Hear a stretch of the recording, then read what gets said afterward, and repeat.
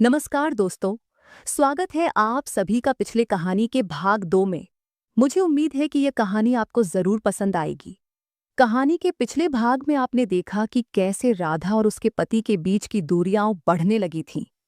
राधा जब प्यार से अपने पति के पास जाकर उन्हें पीछे से गले लगाती है तो वे उसे हल्के से हटा देते हैं और कह देते हैं कि उन्हें नींद आ रही है।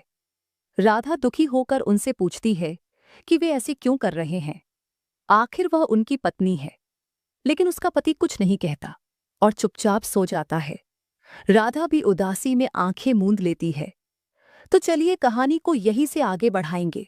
और अगर आपको कहानी का यह वाला भाग पसंद आए तो कमेंट करके अपना प्यार जरूर दिखाइए। सुबह जब राधा उठती है तो वह अपने पति को बिस्तर पर नहीं पाती। खिड़की से झांक कर देखती है कि वह बालकनी में खड़ा होकर सामने वाले फ्लैट की महिला पूनम से बात कर रहा है।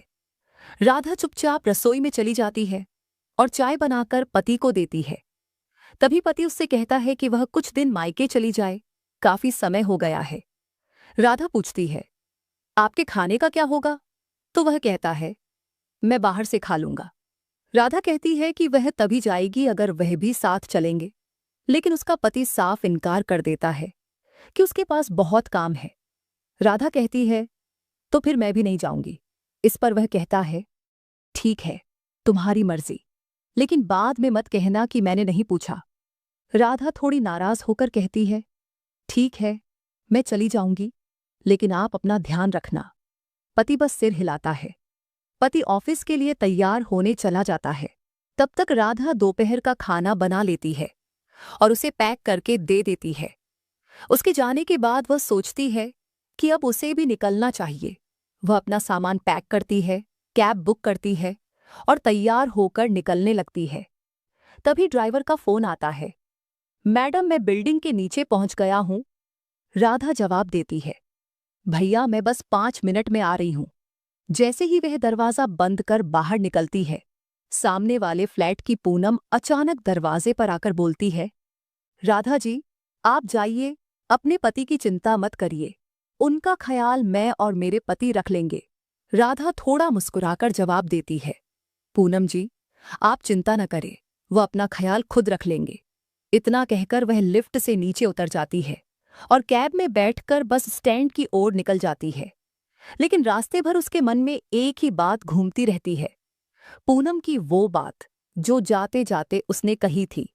राधा के मन में शक बैठ जाता है कि कहीं उसके पीठ पीछे कुछ गलत तो नहीं हो रहा। इसी डर से वह ड्राइवर से कहती है, भैया मुझे वापस उसी जगह छोड़ दो जहां से लाए थे। ड्राइवर भी बिना कुछ कहे उसे वापस ले जाता है। कुछ ही देर में राधा फिर से अपने घर पहुंच जाती है। अब उसने ठान लिया था कि वह देखेगी कि उसकी गैर मौजूदगी में क्या होता है। वह घर के अंदर चुपचाप बैठ जाती है और शाम को पति का इंतजार करने लगती है। शाम को पति दूसरी चाबी से दरवाजा खोलकर खुद ही अंदर आता है। राधा दरवाजे की ओट में छिपकर देखने लगती है। वह देखती है कि उसका पति आते ही अपना बैग साइड में रखकर फोन करता है और कहता है, घर में कोई नहीं है, तुम आ सकती हो। फिर वह फोन काट देता है। कुछ ही देर में सामने से पूनम आती है, एक छोटी सी ड्रेस पहने हुए, और उसके हाथ में ड्रिंक की बोतल होती है। उसके पति मुस्कुराते हुए स्वागत करते हैं, आइए आपका स्वागत है। दोनों सोफे पर बैठ जाते हैं। पूनम बोतल से शराब ग्लास में डालते हुए कहती है, अच्छा हुआ तुम्हारी बीवी चली गई, वरना हम कभी इतने पास नहीं आ पाते।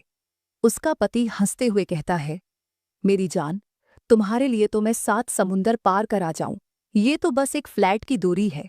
इतना कहकर वह पूनम के करीब आ जाता है और पूनम उसके कंधे पर हाथ रखकर धीरे धीरे और पास आने लगती है। राधा यह सब देख रही थी और अब वह समझ चुकी थी कि बात बहुत आगे बढ़ने वाली है।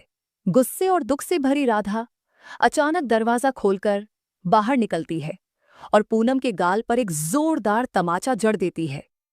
पूनम और उसका पति दोनों चौंककर उसकी ओर देखते हैं।